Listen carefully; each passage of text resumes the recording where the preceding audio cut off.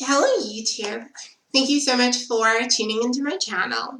So, it's been a minute since I've uploaded a video, so forgive me.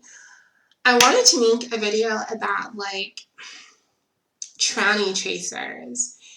And I'd made a video before about men that date transgender women and what it's like dating when you're trans. I'll put a link in the description below.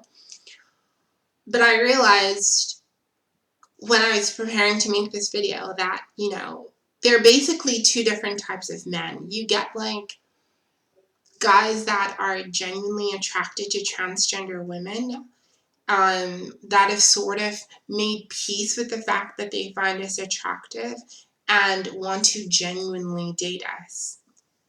I'm not talking about those men. I'm talking about the second type, tranny chasers. Everybody knows that tranny chasers have this horrible ass reputation within the transgender community. And the reason for that is because you have this subsection of men that hasn't resolved within themselves the fact that they are attracted to transgender women. These guys, a lot of times, are the same guys who used to beat us up in high school and be angry at the fact that they were attracted to us. These are the very same guys who hit you up and will want you to come visit them at 11 o'clock and then be embarrassed to be seen with you. So these are basically the fuckboys of the transgender community. I remember when I started my transition, I think guys and men were the furthest thing that I was thinking about. But obviously once you start to develop, guys start to find you attractive and want to pull you into their web. And to be honest, I don't think I was ever prepared. I was never prepared for dealing with the fuckboys that I was about to see in my transition. There was this one boy in particular. I met him on Tinder. So I meet this boy on Tinder, and if you know how Tinder works, you swipe right for the person that you find is attractive, and he also swipes right for you. Now, granted, I thought his pictures were cute, but it wasn't that deep that I would want to carry out a conversation and get to know him. It was just simply I just thought he was cute. So he kept, blowing me up. He wanted to come visit. He wanted to come see me. And I just could not be bothered to lie or to lead him on or anything like that. So I just sent him a message because he kept sending me question marks and he's like, what's wrong? What's wrong? So I just sent him a message and I said, look, we could totally meet if you want to, but you should know, in case you didn't, that I'm transgender. If you're not cool with that, chill, whatever. I don't want you to low-key waste your gas, get over here, and then be fucking disappointed when you meet me in person. So I sent him the message, and I just moved on with my life. He responds immediately after, and he's all like, oh, that's cool, I still want to meet you. So I'm like, okay, cool, whatever. So we'd agreed that he was going to come over. And I noticed from the time that I told him I was trans to after, there seemed to be a change in how he was communicating. I am not stupid. I can see when guys want to just sexualize me and be done and over with it. You know what I mean? Or they just want to experiment. I'm not stupid.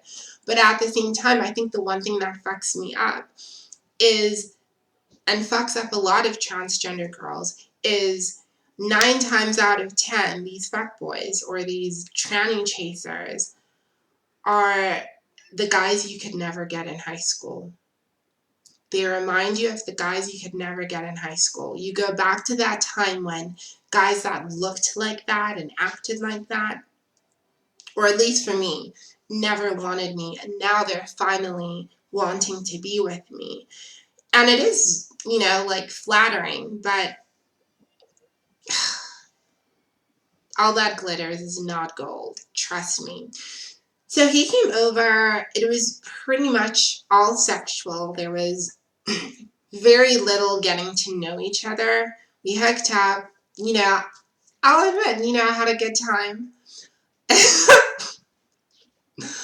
But yeah, like it was, for me, it was just that like one time thing. But then he kept blowing me up and he thought that this was going to be like a forever thing.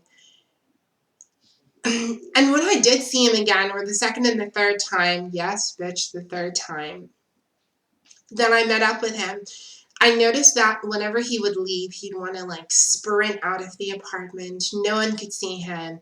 That type of vibe. And you get to a point in your life where it doesn't matter how good the sex is. It doesn't matter how sexy the boy is. None of that shit fucking matters in that moment when you're like, this person is embarrassed of me and this person doesn't want to be seen with me. And that hits you harder than any dick could ever hit you, girl. And this is the point where I tried, or I started to sort of wean myself off this guy. Like, I'm not going to act as though like I'm some saint or whatever, and I didn't find him attractive and I didn't enjoy the sex, because I did. And I think that fact made it harder. But I couldn't reconcile the fact that A, I find this person attractive, but B, this person has an issue with who I am at a core. So he started dating this girl, and, it was chilled and whatever, but he would still try to blow me up. And it was at this point that I was just kind of like, boy, bye.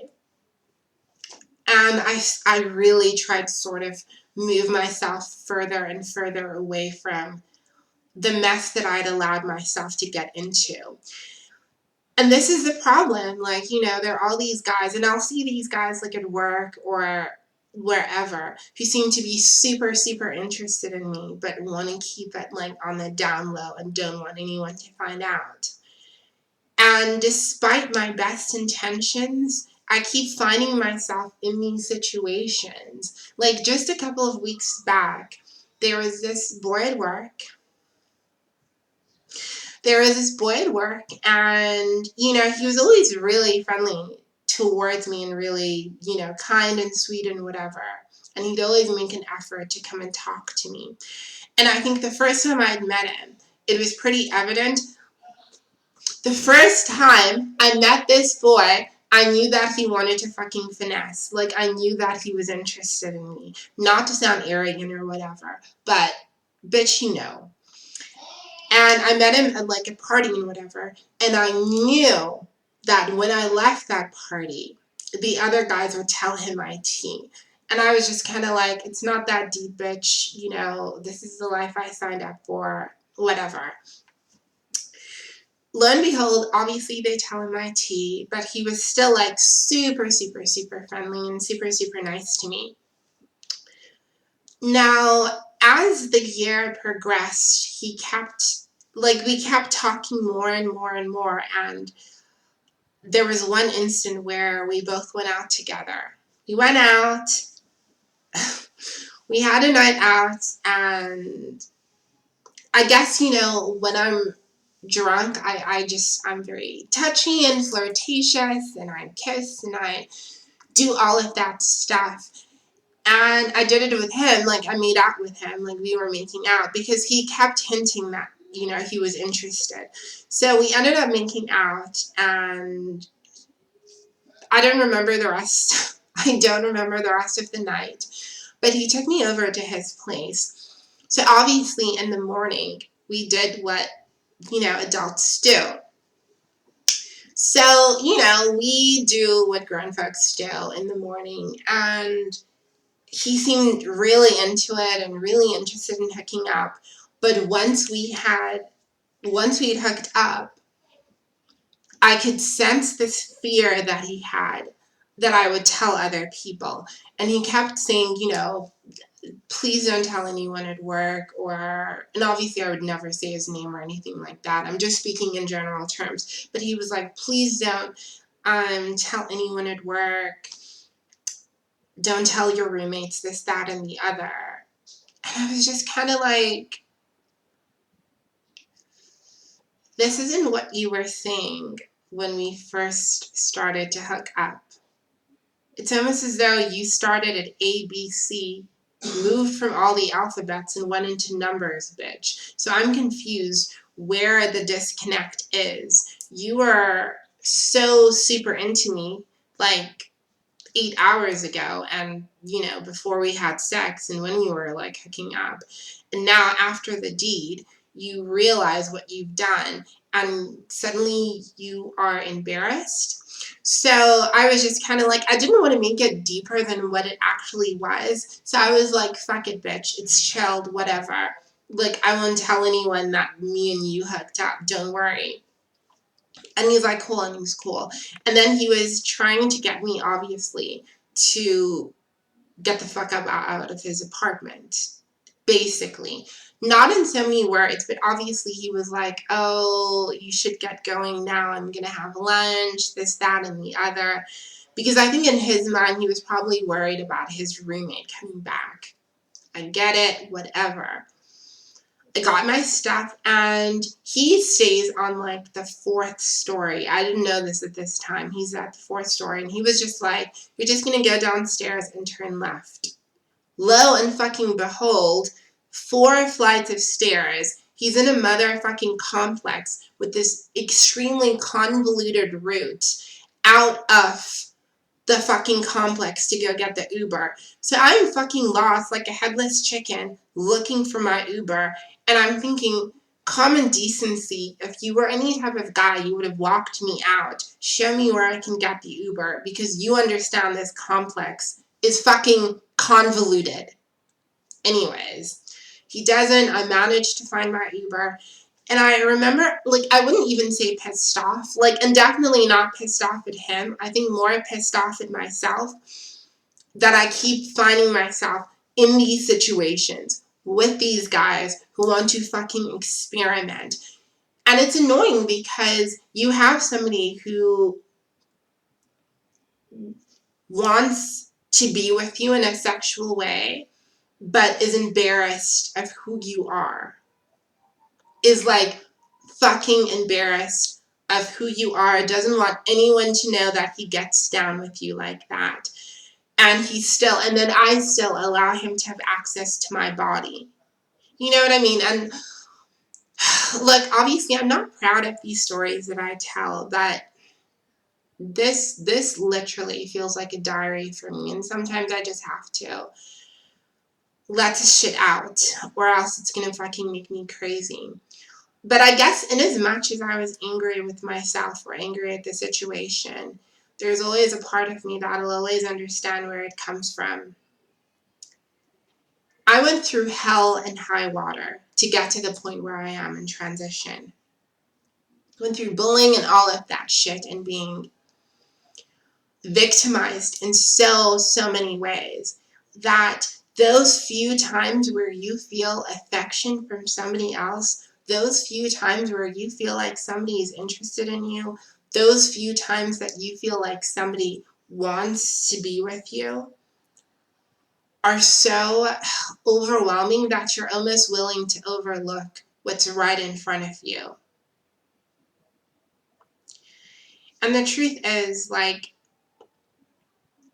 these guys, like tranny chasers, and I'm not talking about men who genuinely have an interest in transgender women.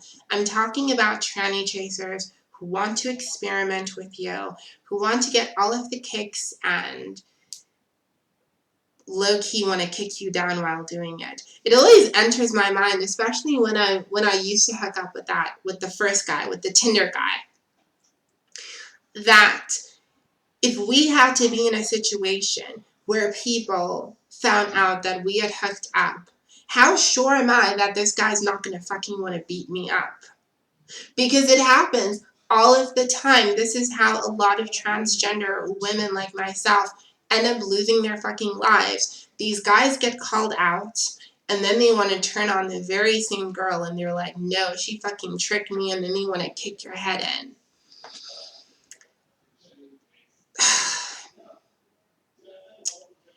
I am happy that I transitioned. And I do love who I am now. But I don't love the bullshit guys that we sometimes have to deal with. But, you know, I've said this before and I'll say it again. It does get better. It really, really does. And this is just a journey of learning, growing, and sucking dick. I'm going to end this video. Bye.